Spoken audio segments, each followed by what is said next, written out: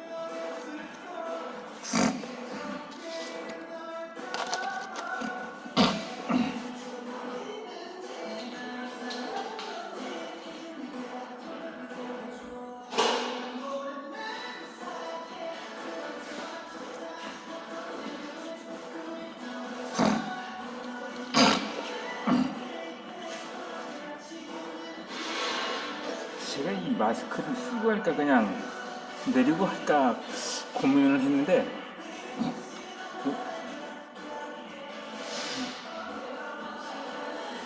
일단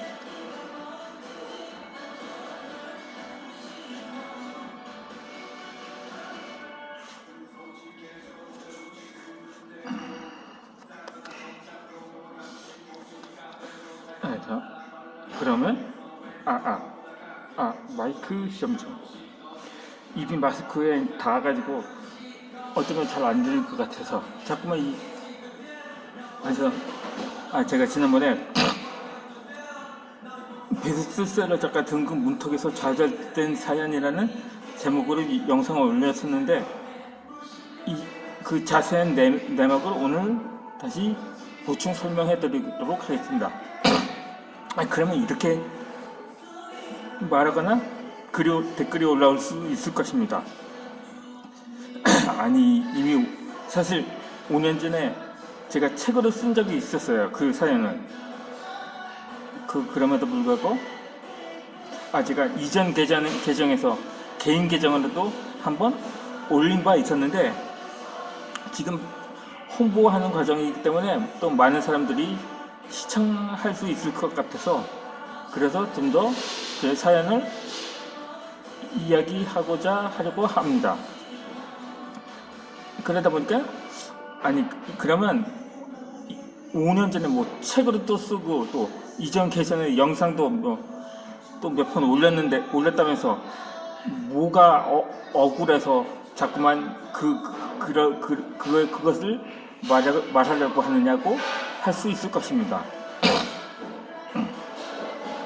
제가 지건이 마스크를 쓰라고 제지할 때까지만 일단 여기서 써서 말이 또 잘 안 날 것 같아서 그랬는데 아무튼 제가 원래 그러니까는 어떻게 이미 계약까지 했다면서 돌연 취소를 했다는 게 말이 되느냐고 할 수도 있어서 제가 보충 설명을 드리려고 합니다. 그러니까 물론 계약을 했긴 했거든요. 그런데 처음 제가 그 출판사에 원고를 보내고 연락을 한 것은 그러니까 지금 5년 전 5월 달이었는데 제가 그 문자 메시지를 받아본 게 8월 달이었어요. 그러니까 석 달을 넘겨버린 거죠. 그런데 제가 사실 통화나 메일로 많이 저걸 답변을 받았기 때문에 문자 메시지는 잘 안 보는 편이었거든요. 그런데 그만 아무리 기다려도 연락이 안 오나 해서 다른 경로로 아니까 통보를 했나 해서 한번 문자 메시지를 확인해 보았습니다. 그때도 사실 같은 해 정월달에 휴대폰을 분실을 해가지고 휴대폰을 교체한 지 얼마 안 된 시기였거든요. 그래서 문자 확인을 안 했었는데 새로운 기능이라서. 그런데 그때 이 문자에서는 이렇게 이렇게 메시지가 왔더라고요. 그럼 사실상 승인이 된 건데 일부 내용을 한번 수정을 하라고 해서 그렇게 수정하고 보완해서 다시 보냈거든요. 근데 그때 또 추석 연휴가 겹쳤어요. 그때 주말까지 끼어서 장장 5일 정도 연휴였었는데, 그러다 보니까 한참 기다려서 다시 연락을 했는데 그때 가서 말을 바꾸더라고요. 이 출판사 대표께서. 너무 약간 조금 더 전체적으로 확장을 하도록 하겠습니다. 어쩔 때는 입만 나올 때가 있더만 눈 위로만 보이곤 해서 잘 조절이 안 되기 때문에 이게 또 자석이 고정은 돼서요. 다시 지방방송은 끄고 다시 이어서 설명을 해드리도록 하겠습니다. 그때 출판사 대표가 연휴가 끝나고 다시 평일이 돼서 다시 문의를 했었는데 대뜸 그러더라고요. 이전에는 자네 원고가 베스트셀러 감이었지만 이제는 상황이 달라졌다면서 말씀을 하시더라고요. 그래서 나는 너무나 황당하고 어이가 없어서 댓글을 했었거든요. 항의라고 볼 수도 있겠죠. 그렇다고 이제 와서 말을 바꾸는 게 어디냐고 그랬지만 그렇다면 이전의 영상에서 설명드렸듯이 추천을 받아오거나 아니면 직접 어머니와 통화를 해보자고 그렇게 해서 어떻게 왜 어머니랑 통화를 하냐, 내 나이가 지금 몇인데 속으로는 그렇게 생각이 되더라고요. 그렇다간 결국 그렇게 지인의 추천까지 받고 그것을 보냈는데 직접 어머니와 통화 후 완전히 말을 바꿨더라고요. 그 지인한테 직접 연락을 해서 나한테 연결하라고, 만약에 뚜렷한 답변을 하지 못하면 계약은 없었던 걸로 하겠다고 그러는 것이었더라고요. 그렇게 해서 결국 그 출판사와 인연은 끊어지고 말았습니다. 이후에 그러니까 200권이면 사실상 자비 출판 형식이 된 겁니다. 사실 그런데 그 출판사도 군소 출판사였기 때문에 그렇기 때문에 지금 웬만한 베스트셀러감이 아니고선 모험을 하려고 하진 않거든요.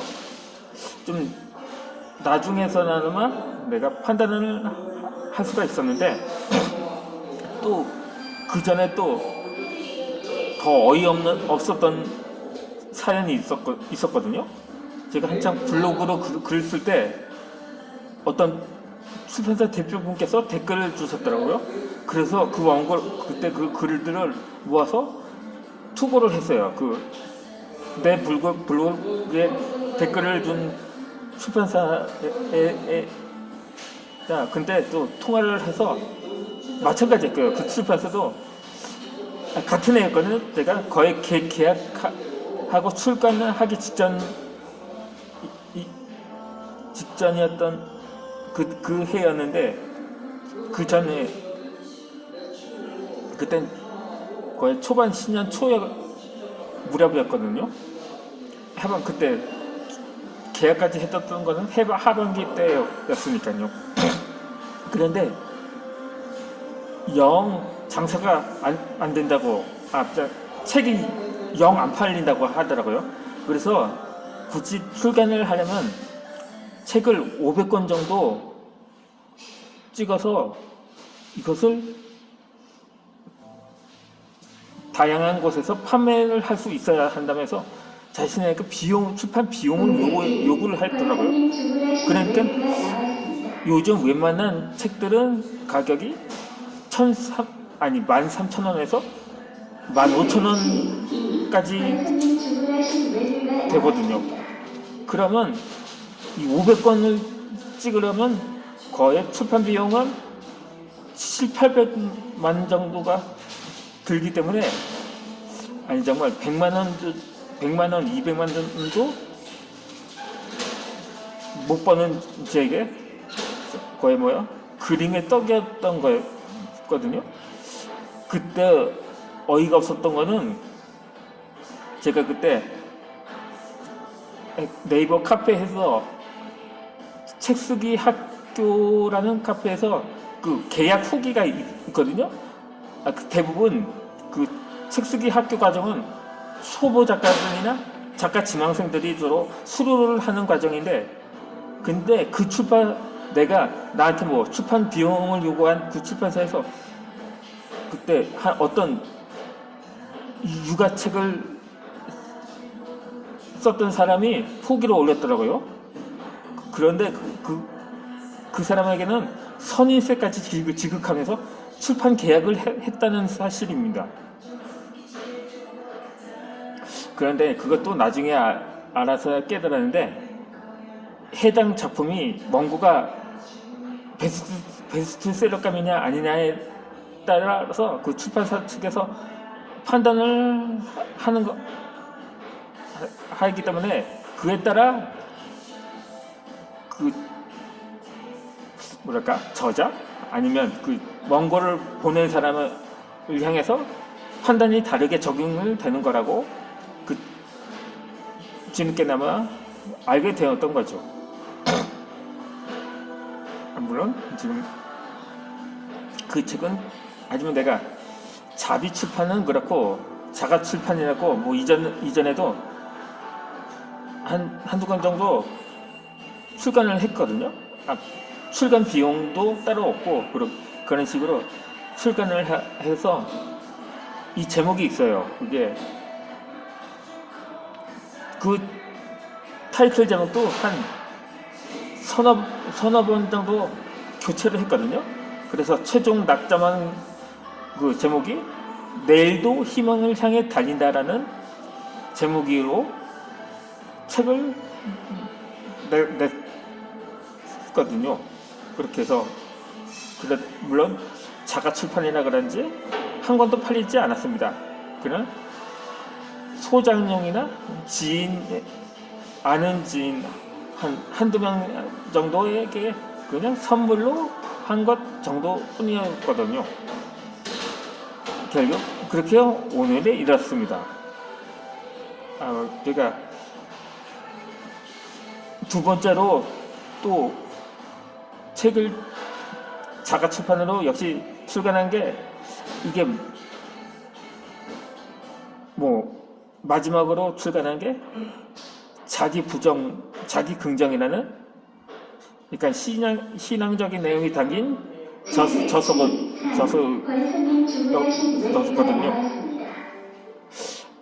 제가 이제 그렇다면